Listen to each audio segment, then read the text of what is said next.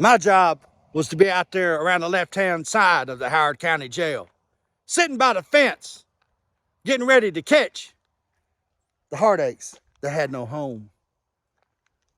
They were getting ready to go into the sally port, and back in the back where the 309s were housed with the dogs, they had suspected something.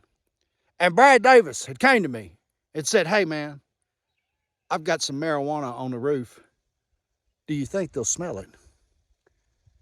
Who smokes marijuana in jail? 30-day urinalysis.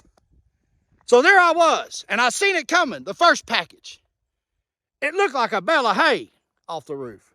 And then a second, and a third. And I caught them and I threw them across the street off into the hole where the old gym set is that I used to lift weights. See, I did not know it.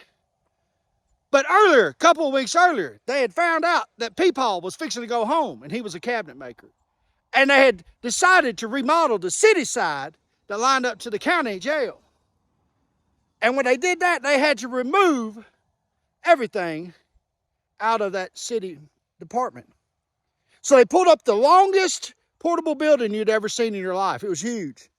And all the 309s and the trustees removed the whole contents of that building.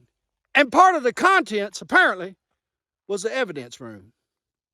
I can't tell you what all was stolen, but it was all gone. See, Brad Davis he looked dumb, but he was the smartest sumbitch I ever met in my life. He was serving a 20-year sentence for manufacturing, so he had to do 10 years. All I could do was walk behind Brad with a wheelbarrow to carry his nuts, because his nuts were big as fuck. He had big balls. It would be a phone call one day from the kitchen lady, and she told me Brad was dead. He had 7 years done. He had called me about some antibiotics. I didn't pay attention. But in a nutshell, Brad wouldn't stop using in jail. He got pneumonia, and because he couldn't go to the penitentiary hospital for the drug test, he died. He was my best friend. We don't understand why that happens, but sometimes we will in the by and by. Brad Davis, the hero of Howard County. God bless you.